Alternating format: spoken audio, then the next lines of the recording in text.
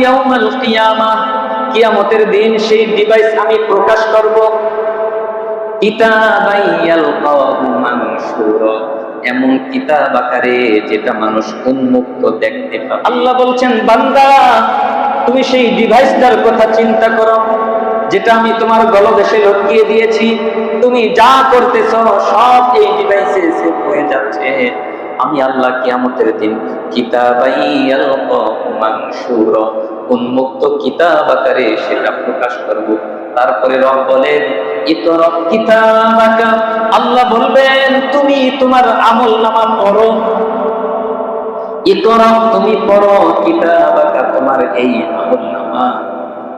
কাফা বিনাফসিকাল ইয়াউমা আলাইকা হাসিবা, বান্দারে তোমার হিসাবের জন্য তুমি নিজেই যথেষ্ট। আমার ভাইয়েরা, সুতরাং একটু চিন্তার মধ্যে রাখা, আমি যা করি সব কি হয়ে যাচ্ছে, সব সংরক্ষিত হচ্ছে।